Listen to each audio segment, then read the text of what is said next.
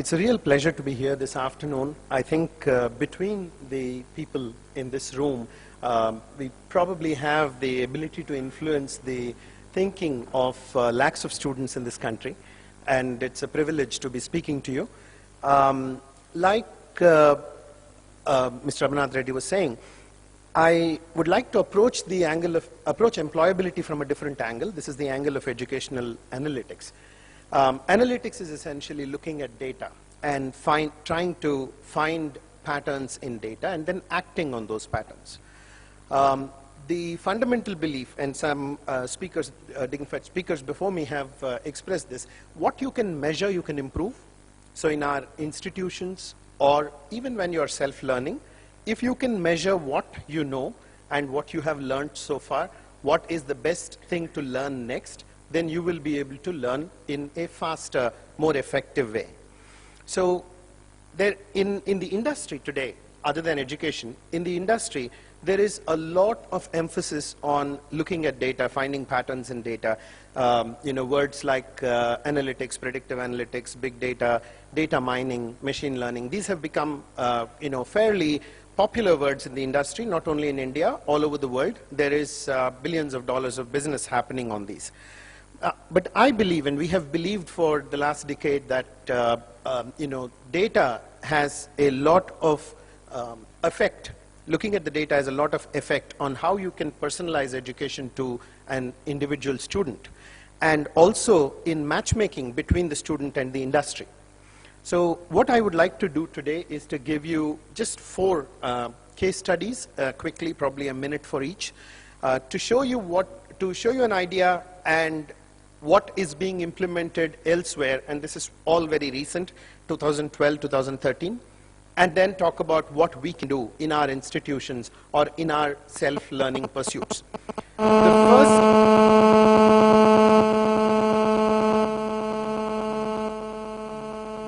The first one is that quality institutions of the future must be data-driven. This is my belief.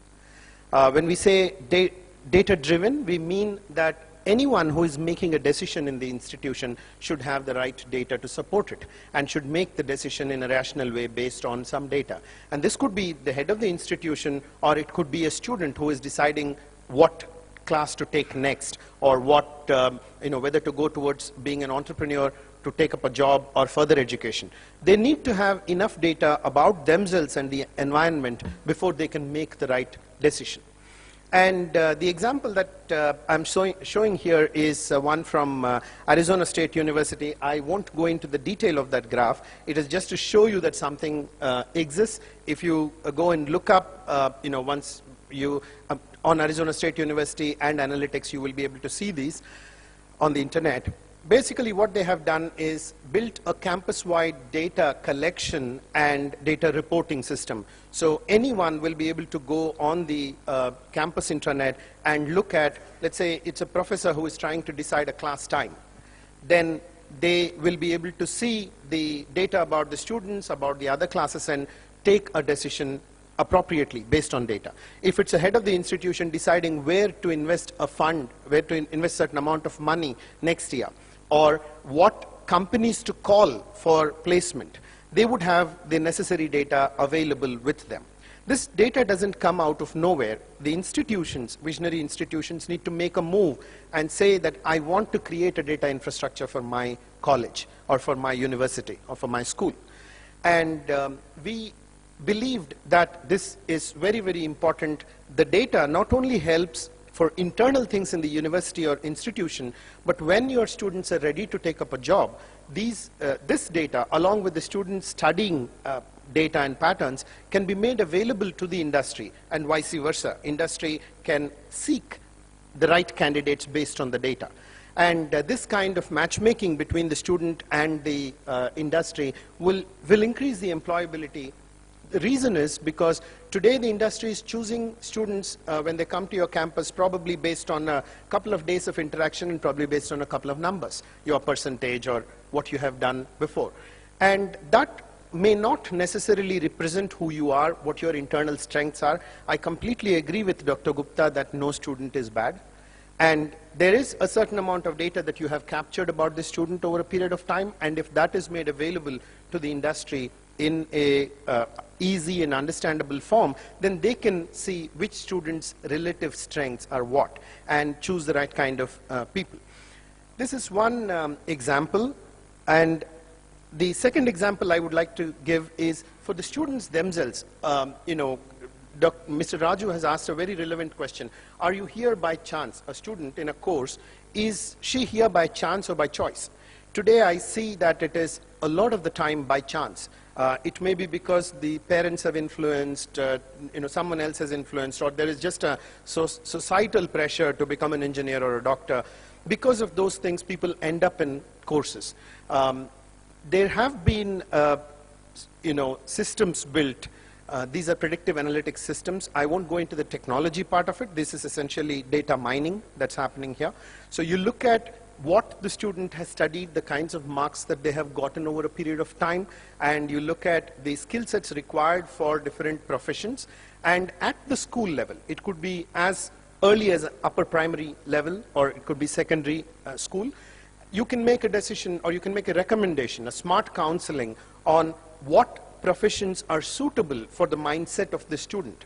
Where does this passion of the student lie? And what are the professions where the student is likely to be successful at based on past data? This is a rational decision that we can make. So there are such systems implemented at individual university level, and I have given an example of one system which is in a university in Arizona, and the other institutions that are listed on the screen here.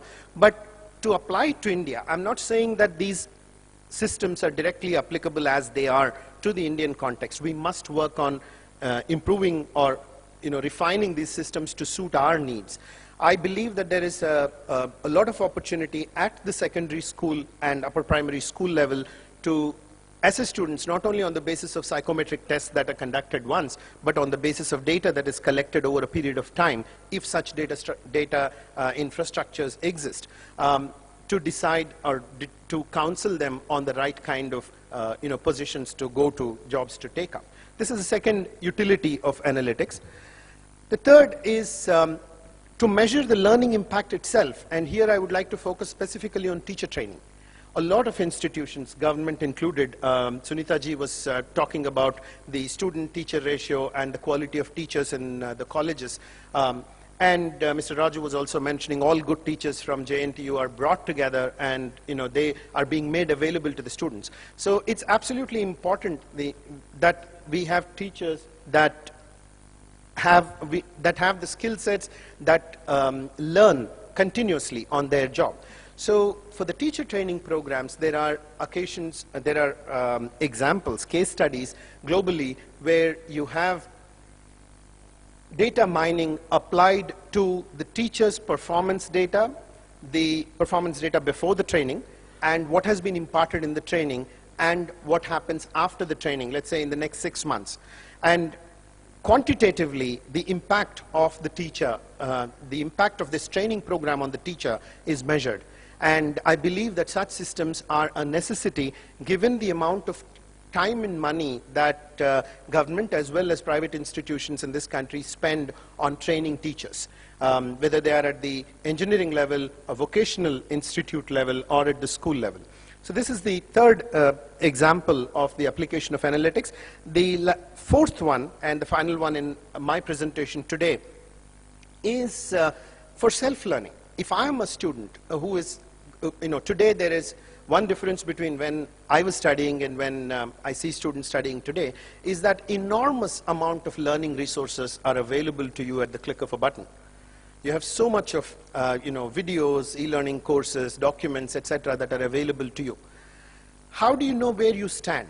Through this whole maze of content available, do you just wander aimlessly, or is there a way to go in a structured fashion and learn what it is that you want to learn? You set your goal, and that goal translates to learning a few steps, and at every point of time you can look at yourself and say, you can look about yourself, you can look at a dashboard which tells you that in this particular thing, in calculus, this is where you stand.